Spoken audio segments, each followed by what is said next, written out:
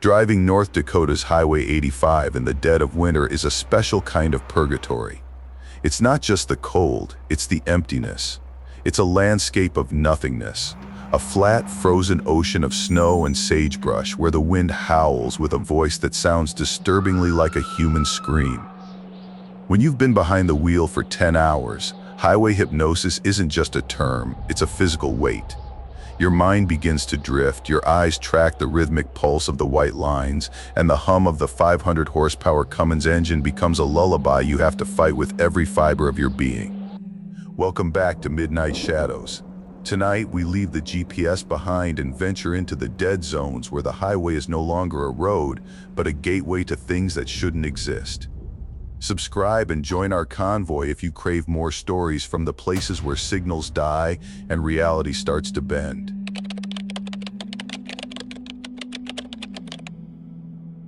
Caleb reached for his coffee mug. It was cold. The dregs tasted like burnt battery acid and stale sugar, but the bitterness helped sharpen his focus. He looked at the thermometer on the dash. -14 degrees. Out here, if your rig breaks down and your heater fails, you don't have hours, you have minutes. He was hauling 60,000 pounds of oil field equipment toward Williston. The road was a ribbon of black ice and drifted snow. He hadn't seen another set of headlights in over 90 miles. No gas stations, no cell service, just the dead zone.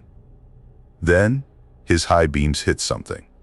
About a half mile ahead, something was obstructing the lane. Caleb's first thought was an animal, a downed elk maybe. Then, as the distance closed, he thought it was debris, a shredded semi-tire or maybe some lumber that had fallen off a flatbed. He began to ease off the accelerator, the engine brake letting out a low, guttural growl that echoed off the invisible hills. At 300 yards, the shapes resolved. Caleb's heart didn't just skip a beat, it felt like it hit a wall. It wasn't debris. Two figures were lying in the middle of the asphalt. They were positioned head to toe, perfectly horizontal across the two-lane highway. They were dressed in dark, heavy clothing, parkas with the hoods pulled tight. They lay perfectly still, their bodies forming a human gait across the road. Caleb's foot moved toward the brake pedal. It was an instinctual reaction. In the trucking world, you're the king of the road, but you're also the first responder. You see someone down, you stop. That's the code. But as the air brakes began to release their pressurized breath, a memory flashed into his mind with the force of a physical blow. He was 21 again, sitting in a grease-stained booth at a truck stop in Nebraska listening to Old Miller. Miller was a million-miler with skin like cracked leather and eyes that had seen too much. Caleb, Miller had said, leaning in so close Caleb could smell the peppermint and tobacco. If you're ever in the deep stretches, places where the satellites don't track and the cops don't patrol, and you see a roadblock that doesn't look right, you do not stop. If you see bodies, if you see a crying child, if you see a woman in distress in a place where no woman could possibly be, you bury that needle. You let the steel protect you, because up there, the things that hunt don't use claws. They use your own kindness as a hook. Caleb looked at the bodies again. Something was wrong. It was -14 degrees. There was no car nearby, no skid marks, no blood on the snow, just two people lying on the freezing pavement as if they were taking a nap in a summer meadow. His eyes darted to the ditches. On either side of the road, the shadows of the scrub brush seemed to shift. They're waiting, he thought. If I stop, if I pull that yellow air brake knob, the doors are going to open, and I'm never getting back in this cab. Caleb made a choice. It was a choice that felt like a sin, but his gut was screaming at him, a primal lizard brain alarm. I'm sorry, he whispered to the empty cab. Instead of hitting the brakes, he slammed his foot down on the diesel. The turbo spiraled up into a high-pitched whistle. The truck roared, the massive chrome grille acting like a shield. He didn't stay in the lane. He knew that if he ran over them, the weight of the rig would turn them into a slick that might cause him to jackknife. He jerked the wheel to the right, aiming for the narrow, snow-covered shoulder. The truck tilted precariously, as the passenger side tires hit the soft powder and gravel. The trailer groaned, 60,000 pounds of steel threatening to pull the whole rig into the ditch. Caleb white-knuckled the steering wheel, fighting the shimmy, his teeth gritted so hard he thought they might shatter. As the cab drew level with the bodies, Caleb did something he would regret for the rest of his life. He looked down out of the side window. The high beams were past them now, but the amber marker lights on the side of the truck illuminated the scene in a sickly, flickering glow. The bodies weren't dead. The moment the front bumper cleared them, they moved. It wasn't the slow, agonizing struggle of an injured human. It was a snap, like a folding chair being jerked open. Both figures popped into a standing position simultaneously. Their movements were jerky, mechanical, like a film skipping frames. They didn't look at the truck. They looked up at Caleb. Under the hoods of those parkas, there were no faces. Just a void of shadow where features should be, except for 2 points of light that weren't eyes. They were reflections. Like the way a wolf's eyes catch a flashlight, but these were cold, white, and hungry. One of them reached out. Its arm seemed to elongate, the sleeve of the jacket stretching as a pale, multi-jointed hand slapped against the glass of Caleb's passenger door. The strike was louder than the engine. It was the sound of wet meat hitting a window, a heavy, solid impact that made the glass flex. Caleb screamed, a raw, guttural sound he didn't recognize as his own. He hauled the wheel back to the left, the tires catching the asphalt again with a violent jar. He didn't look back. He couldn't. He just kept his eyes locked on the road ahead, pushing the Peterbilt until the needle was buried at 87 miles per hour speeds that were suicidal on black ice. He drove like a madman for 40 miles. He didn't care about the DOT, he didn't care about his fuel economy, and he didn't care about his cargo. He just wanted light. Finally, the glow of a 24-hour Flying J appeared on the horizon like a holy sanctuary. He pulled into the lot, not even bothering to park straight. He left the engine idling, his heart hammering against his ribs like a trapped bird. He sat there for 20 minutes, just breathing. The sun was beginning to gray the edges of the sky. When he finally gathered the courage to step out, he walked around to the passenger side. He told himself he had imagined it, that it was the fatigue, that the hand hitting the glass was just a piece of road debris kicked up by the tire. He stopped at the passenger door. There, printed clearly on the glass of the window, 5 feet above the ground, was a handprint, but it wasn't a human print. The palm was too narrow, the fingers were nearly 10 inches long, with too many knuckles, and the residue left behind wasn't dirt or grease.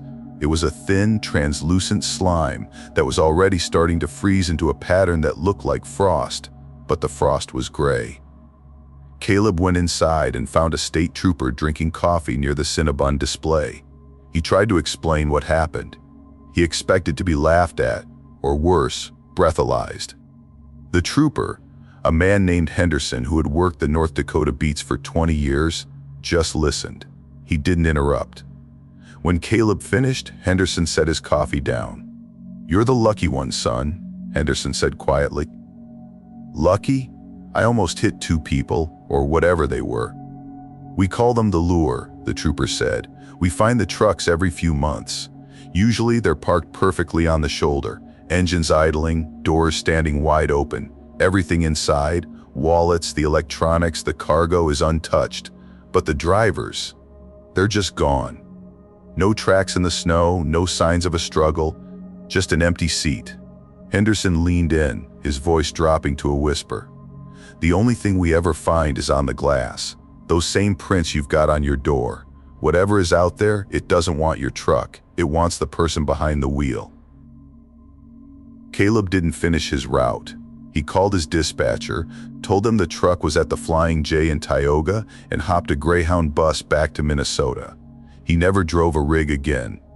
He took a job in a warehouse, indoors, under bright fluorescent lights, surrounded by people. But sometimes, on winter nights when the wind hits the windows of his house, he thinks about that stretch of Highway 85. He thinks about the 2 figures lying on the ice, waiting. And he wonders if they're still there, lying head to toe, waiting for the next set of headlights to round the bend, waiting for someone who hasn't heard the warning, waiting for someone who is just kind enough to stop.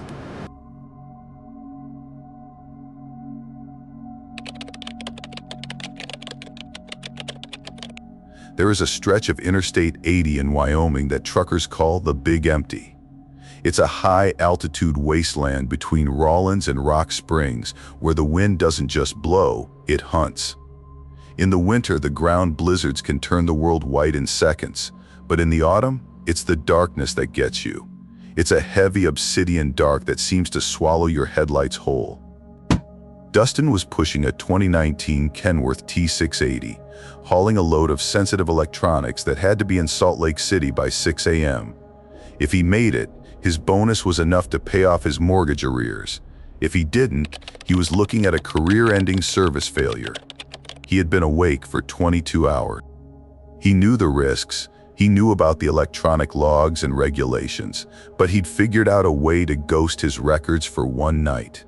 His eyes felt like someone had rubbed them with coarse sandpaper. His neck was a pillar of fire. Every few minutes, his head would loll forward and he'd jerk it back, his heart racing as he checked his lane position.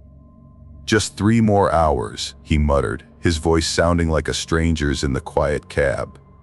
He turned the radio up, but the local stations had all faded into a rhythmic, pulsing static that seemed to sync up with the thrum of his tires. Then, at mile marker 247, he saw it. It was standing on the very edge of the fog line. A massive, 4-legged shape. Dustin's first thought was a wolf. Wyoming had plenty of them. But as he thundered past at 75 miles per hour, his eyes caught the reflection of his headlights in the creature's eyes. They weren't the glowing green or yellow of a predator.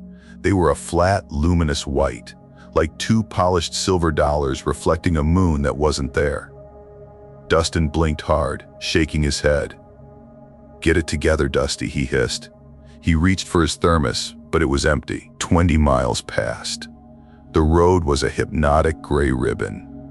The world was nothing but the dash lights and the white lines. Mile marker 271. Dustin's breath hitched. There it was again.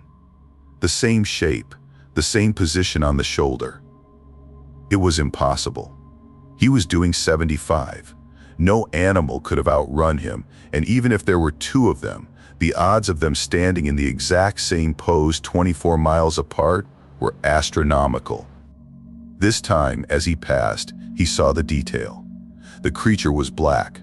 Not furred black, but a black that looked like a hole cut out of the night. It didn't have a texture. It was a silhouette that absorbed light. And those eyes, they didn't just flash. They tracked him. He felt the weight of that gaze press against his driver's side window like a physical hand. "Hallucinations," he whispered, his knuckle white on the wheel. "It's just the black dog. It's the fatigue. It's not real." Every trucker knows the legend of the black dog. They say when you've pushed too far, when your brain is literally beginning to shut down while your eyes are still open, the black dog appears. Some say it's a warning. Some say it's a grim reaper for the road. Dustin tried to focus on the road, but the darkness beyond his high beams began to feel crowded. It was as if the air were thickening, turning from gas to liquid. Mile marker 293. Dustin's foot slammed onto the brake pedal before his brain even processed the image.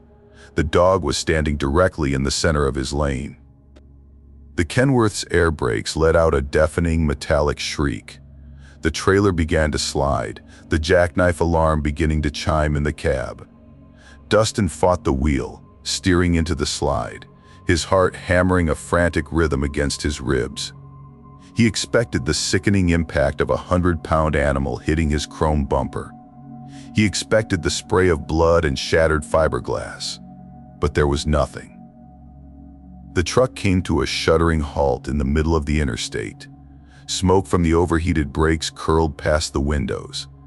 Dustin sat there, gasping for air, the silence of the desert rushing in to fill the void. He looked out the windshield. The road was empty. No body. No blood. Just the long, black skid marks he'd left on the pavement. "I'm losing my mind," he sobbed, leaning his head against the steering wheel. "I'm literally going crazy." He checked his mirrors. He was a sitting duck in the middle of a high-speed lane. He had to move. He eased the truck forward, his legs shaking so badly he could barely modulate the clutch. He didn't get back up to speed. He hovered at 40 miles per hour, his eyes darting to every shadow, every bush.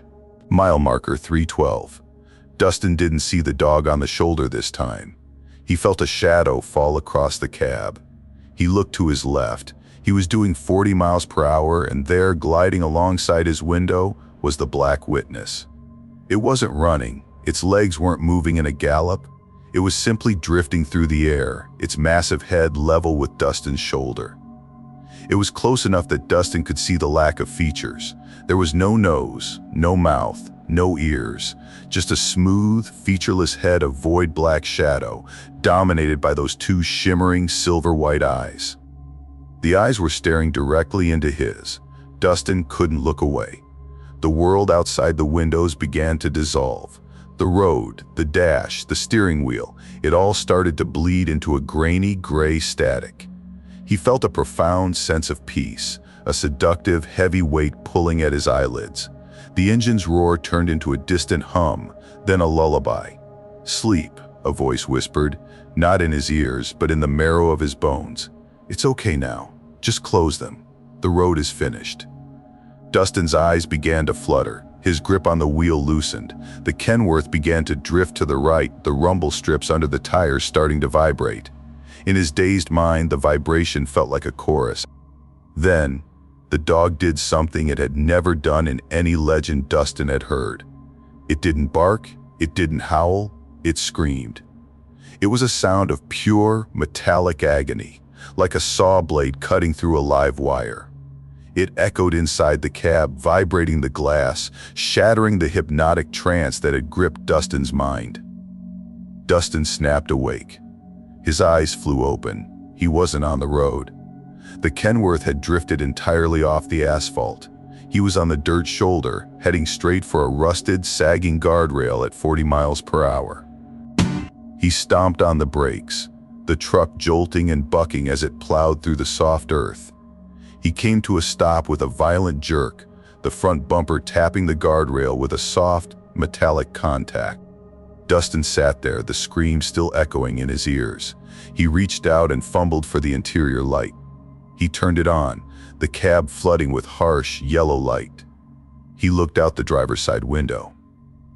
The dog was gone. Dustin stepped out of the truck, his knees buckling as his boots hit the dirt. He walked to the front of the rig to check the damage. It was then that he saw where he was. He hadn't stopped at just any guardrail.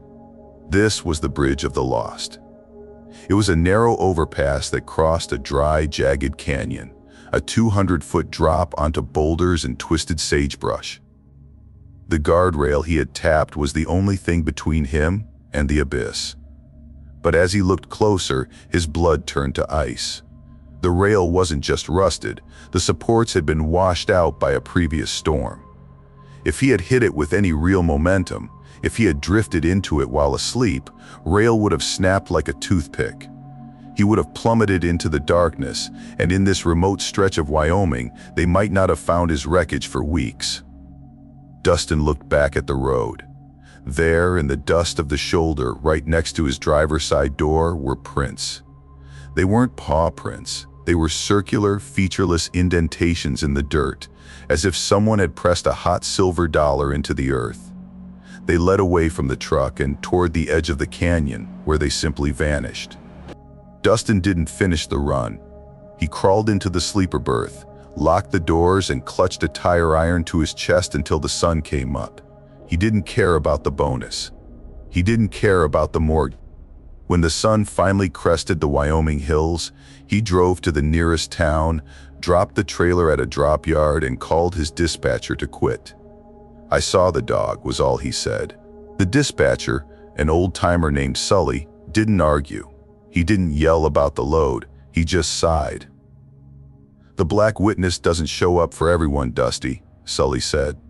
"Usually when people see it, it's the last thing they ever see.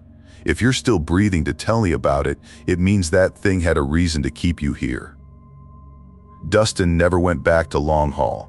He drives a local delivery box truck in the city now.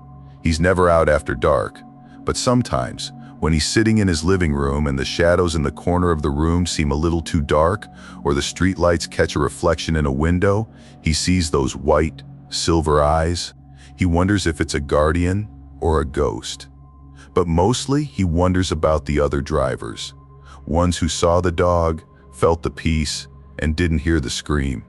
The ones whose trucks are still being searched for in the deep, silent canyons of the Big Empty.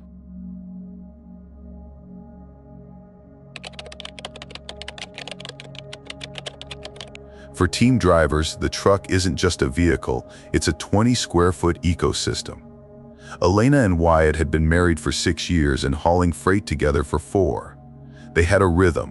While one drove, the other slept, a constant cycle of motion that kept the wheels turning and the paychecks coming. But tonight, they were stationary. They had a morning delivery at a massive distribution center near Youngstown, Ohio, and they'd pulled into a secured staging yard to catch a few hours of synchronized sleep. The yard was a fortress. It was 10 acres of cracked asphalt surrounded by a 12-foot chain-link fence topped with coils of razor wire. High-intensity sodium vapor lights flooded the area in an eerie, jaundiced orange glow. There were nearly 50 other rigs parked in neat rows, their silver trailers gleaming like the ribs of a giant carcass. It was the kind of place where you were supposed to feel safe. There was a guard shack at the gate and security cameras on every light pole. "I'm gonna finish the logs and grab a snack," Wyatt said, patting Elena's leg as she crawled into the sleeper berth. "Close your eyes, Elle, we're on at 0600. Elena nodded, pulling the heavy, light-blocking curtains shut. The sleeper berth became a dark, velvet cocoon. She could hear the muffled sounds of Wyatt in the driver's seat, scratching of a pen, the soft click of a laptop, the occasional rusted of a bag of chips. She had just begun to drift off when she heard it. There were 4 distinct knocks against the glass of the sleeper window, small, rectangular pane of glass right next to her head. The sound was soft and disturbingly precise. Elena stirred, her eyes fluttering open in the darkness. "Wyatt?" she whispered. "Is someone out there?" No answer. She sat up, her heart giving a small, nervous skip. "Wyatt, knock it off. It's not funny." She waited, expecting him to chuckle or pull the curtain back to scare her. But the cab remained silent. She reached out and parted the curtains just an inch. Wyatt wasn't in the driver's seat. His laptop was open on the passenger side, the screen glowing a ghostly blue, but the seat was empty. The cab door was closed. The knocking returned. This time it wasn't on the window. It sounded like it was coming from the roof of the cab, directly above her, 4 sharp, rhythmic strikes. Elena's skin prickled. "Wyatt!" she called out, louder this time. She scrambled out of the berth and into the main cab. She looked out the windshield. The yard was bathed in that sickly orange light. She could see the rows of trucks, the puddles of oil on the asphalt, and the gate in the distance. Wyatt was standing about 50 feet away near the back of their trailer. He was holding a flashlight, shining it dud at the airline connections between the truck and the trailer. Elena fumbled for the door lock, shoved it open, and hopped down onto the cold pavement. The air smelled of diesel exhaust and old rain. "Wyatt!" she hissed, running toward him. He turned, startled, the flashlight beam dancing across her face. "Whoa, what are you doing out here? You're supposed to be sleeping." "Someone was knocking on the window," she said, her voice trembling. "4 times, right by my head.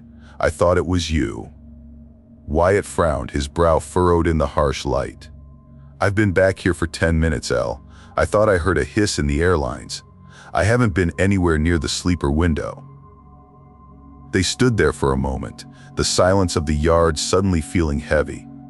It was a strange kind of silence. Not the absence of noise, but a pressurized quiet, like the air before a lightning strike. "Maybe it was another driver?" Wyatt suggested, though his eyes were scanning the shadows between the trailers. "In a secured yard? At 2 in the morning?" Elena shook her head. And they didn't say anything. They just knocked. Wyatt walked around the side of the truck, shining his light at the sleeper window. There was no one there. No footprints in the thin layer of grime on the pavement. The space between their rig and the next one was empty. "Let's just get back inside," Wyatt said. "The gate locked. Nobody gets in here without a badge." It was probably just the metal contracting in the cold. They climbed back into the cab and locked the doors. But the safe feeling of the yard had evaporated. At 3:33 a.m., the sound returned. 4 strikes, right next to Wyatt's head on the driver's side glass. Wyatt jumped, his breath hitching in his throat. He reached for the flashlight and jammed the beam against the glass. There was nothing, just the empty, orange-lit asphalt. Suddenly, the knocking moved to the passenger side. Elena screamed as the vibration rattled through the window just inches from her ear. Wyatt yelled out, slamming his fist against the door, but the tapping didn't stop. It began to move with an impossible speed. 4 hits on the windshield, 4 on the roof, 4 on the back of the sleeper. It was as if something was running laps around the truck, hitting the metal and glass with a rhythmic 4-beat pattern. It wasn't the sound of wind or a mechanical failure, it was the sound of a hand. A knuckle. "Start the truck," Elena whispered. Wyatt fumbled for the keys, his hands shaking. The diesel engine roared to life, a thunderous sound that should have been comforting, but in the enclosed space of the yard it felt like a dinner bell. Wyatt slammed the truck into gear and leaned on the air horn, letting out a deafening blast. The sound was loud enough to rattle the windows of every truck in the lot. Usually within seconds, drivers would be sticking their heads out to yell. But nobody moved. Elena looked at the trucks parked around them. In the orange light, she realized the trucks weren't just quiet, they were dead. There were no idling engines, no glowing dash lights. Even the loud, humming cooling units were silent. It was as if they were in a graveyard of steel. "Wyatt, look at the guard shack," Elena pointed. The shack at the gate was empty. The monitors inside were flickering with static, but there was no guard. The gate itself was pulled shut and locked with a massive, heavy-duty chain. The strikes became louder, less like a tap and more like a heavy blow. The glass in the passenger door actually flexed inward under the pressure. "I'm going through the fence," Wyatt said, his voice cracking. He shoved the truck into first gear and floored it. The 60,000-pound machine lunged forward. But as he turned the wheel to aim for the fence, the headlights swept across the row of trucks directly in front of them. Every single truck in that row had someone in the driver's seat. Dozens of them. Figures sitting perfectly upright, their hands on the wheels. They weren't looking at the road. They were all looking at Elena and Wyatt. Their faces were pale, their eyes wide and glassy, reflecting the high beams like marbles. As the Kenworth roared past, Elena saw their arms move in unison. 40 drivers, all raising their hands at once. They began to knock on their own windows from the inside. A chorus of 100 hands hitting glass, a rhythmic, deafening thunder of 4-beat patterns that drowned out the sound of the engine. Wyatt screamed in pure terror and slammed on the brakes. He was surrounded. Everywhere he looked, the silent, pale drivers were knocking in that same relentless rhythm. Elena covered her ears, sobbing, pulling a jacket over her head. They sat there in the center of that nightmare yard, the engine idling, while the world outside the glass became a symphony of knocking. They stayed that way for hours, waiting for the glass to shatter. But then, the first light of dawn began to bleed over the horizon. The orange glow of the sodium lights flickered and died. The knocking stopped. Wyatt slowly lifted his head. The yard was normal. The reefers were humming. A driver 3 rows over was walking toward the facilities with a towel over his shoulder. The guard was back in the shack, sipping coffee. The gate was standing wide open. Wyatt put the truck in gear and drove slowly toward the exit. He didn't look at the other drivers. He just wanted out. As they pulled onto the public road, Wyatt stopped at a red light and looked in his side mirror. He went pale. "Elle," he choked out. "Look, Elena leaned over and looked at the driver's side sleeper window. In the condensation of the morning dew, there was a handprint. It was positioned exactly where the knocking had been, but it wasn't a print made by someone standing on the ground. The hand was pressed against the glass from the inside of the sleeper berth. The fingers were nearly a foot long, with 4 distinct knuckles on each digit. The print was etched into the glass as if it had been burned there by extreme cold. As Elena watched, the print began to fade in the morning sun, leaving behind 4 small circular frost marks. They never went back to Youngstown. Elena knew what she had seen. The yard hadn't been a fortress meant to keep people out. It was a cage. And she often wonders about those other drivers, ones she saw sitting in their cabs tapping along with the rhythm. Were they ghosts? Or were they just like her and Wyatt, waiting for someone to finally answer the door?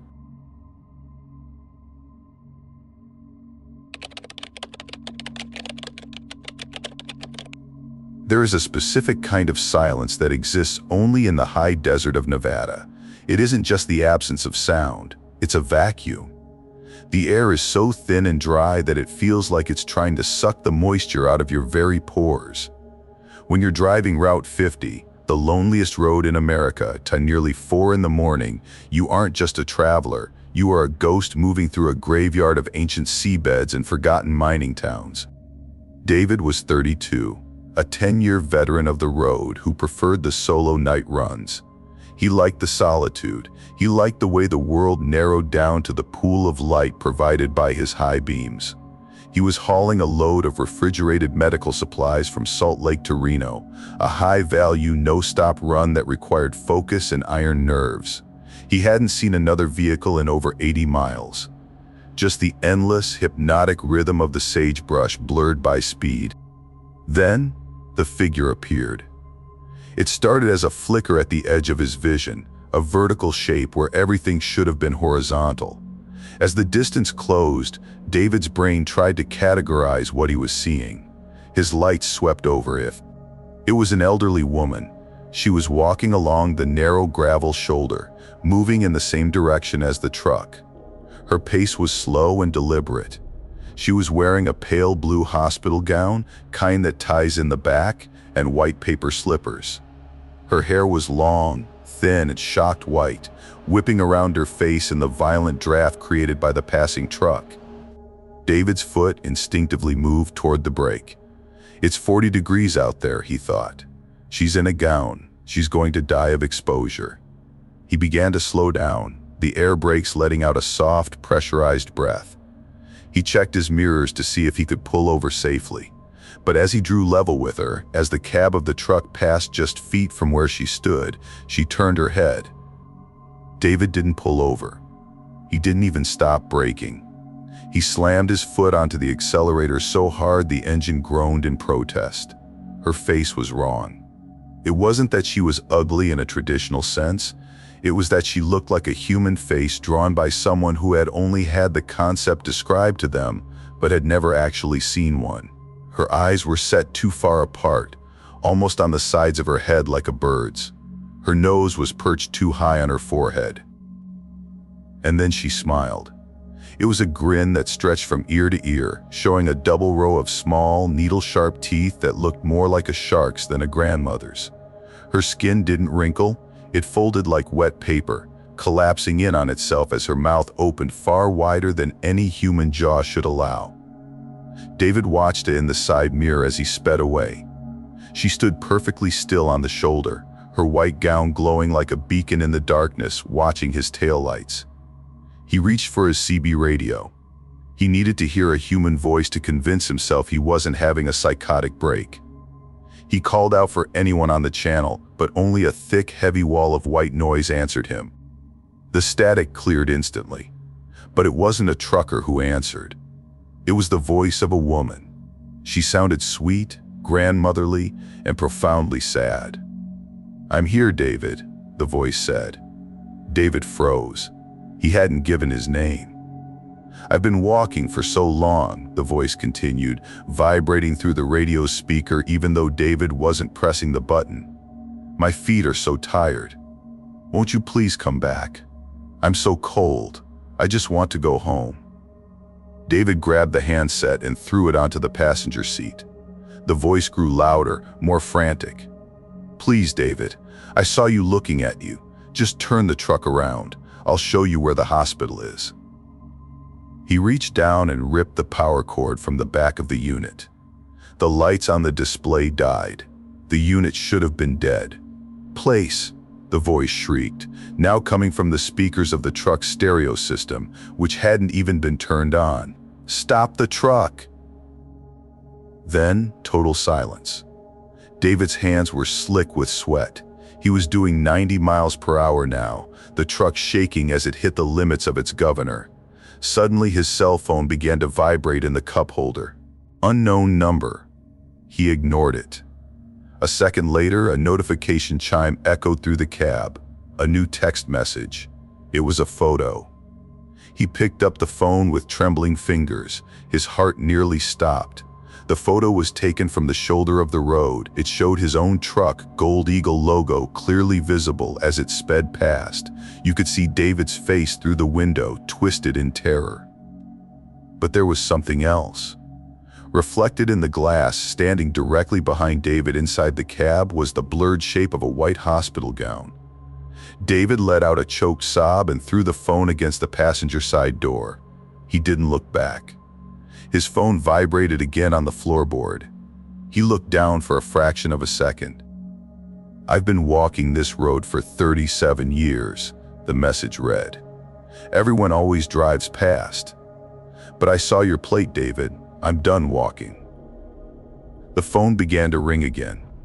This time, the caller ID was a close-up of the woman's face. Her bird-like eyes were staring directly into the camera lens. The smile was gone. Her mouth was a jagged, dark hole. David grabbed the phone and hurled it into the Nevada night. He drove for 3 more hours without stopping. When he reached Reno, he pulled into a brightly lit diner and called 911 from a payphone. "Sir," the dispatcher said, sounding tired, "we get that call about once a month.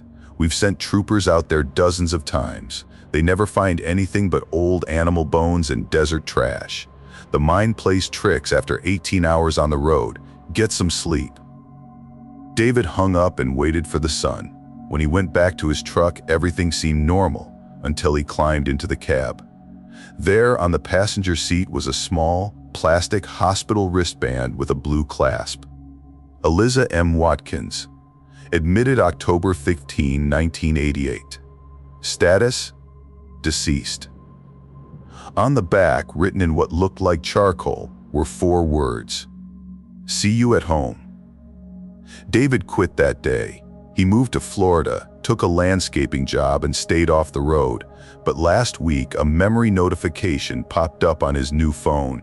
It was a photo taken from the perspective of a truck driver's seat. In the distance, illuminated by high beams, was a small, white shape, a woman in a hospital gown. The timestamp said, "Today, 3:07 a.m. David looked out his window. He lives in a quiet suburb now, miles from any highway. But there, at the end of his driveway, standing under the flickering street lamp, was a figure in a pale blue gown. She wasn't walking anymore, she was just standing there. And she was smiling.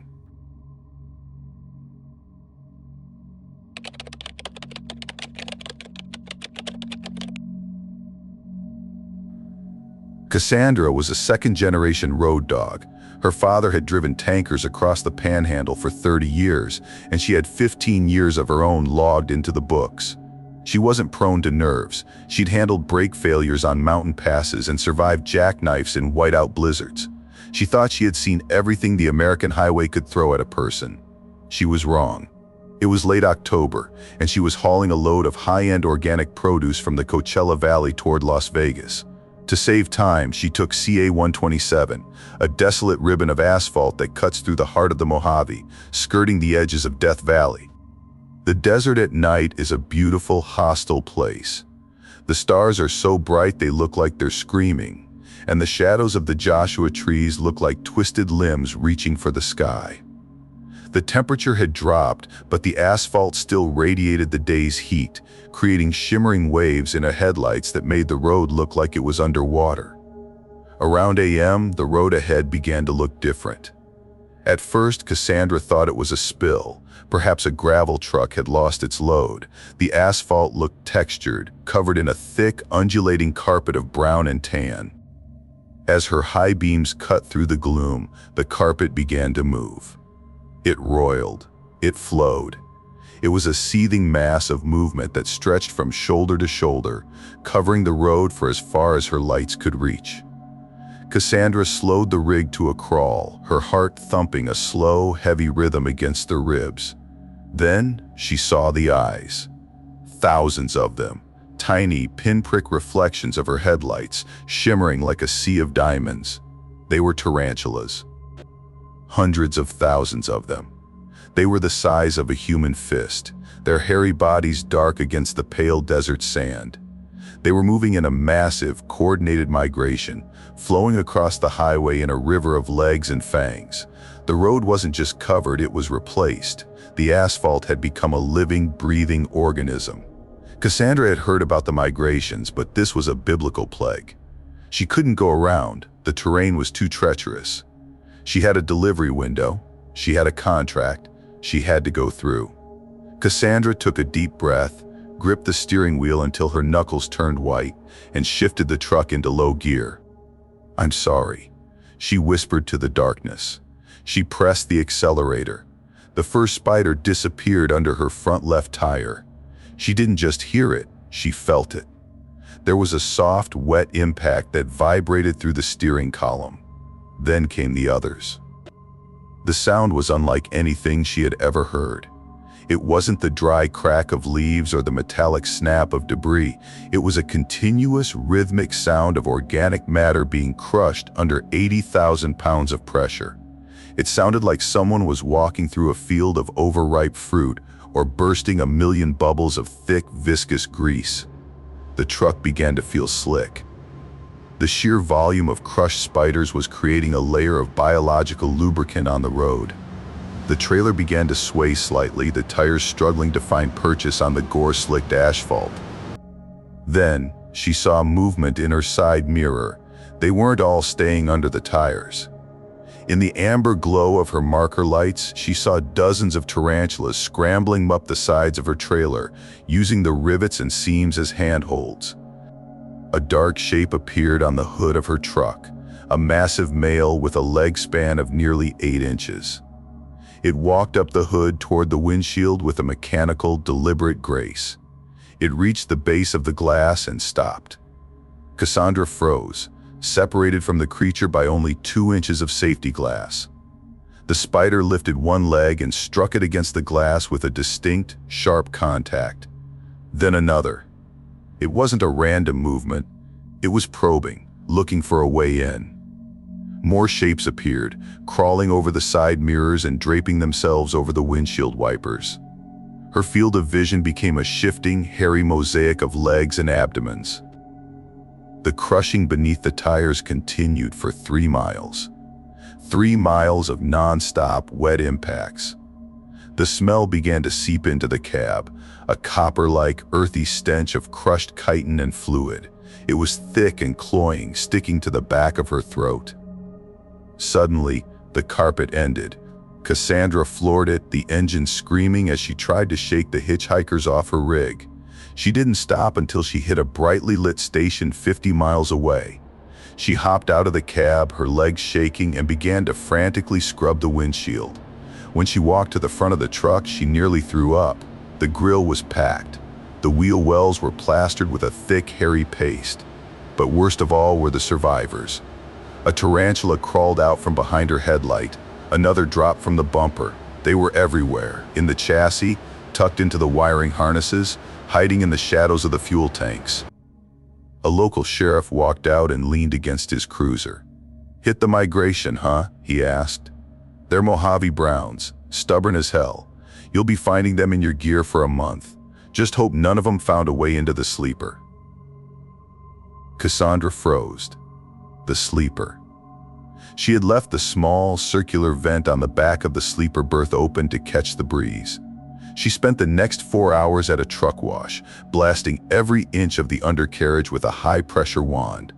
But when she finally climbed back into the driver's seat, the silence of the cab felt different. Every little sound made her jump. As she drove into the neon glow of Las Vegas, she felt a slight, rhythmic vibration against the back of her calf. She pulled over and checked, but it was just a stray thread from her jeans. Yet, as she sat on the steps of her cab, she heard a sound from the dark corner of the sleeper berth. It was soft and precise, unmistakable sound of 8 legs walking across the nylon of her sleeping bag. Cassandra didn't go back inside. She sat on the pavement until the sun came up. She sold the truck a week later. She took a job as a dispatcher in a glass-walled office, hundreds of miles from the desert. She likes the safety, but she never wears sandals.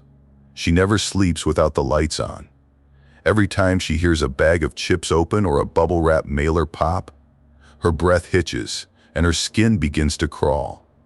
She knows that somewhere in some dark corner the living road is still moving, and she knows that once you've felt that rhythmic crushing beneath your tires, you never really leave the migration behind.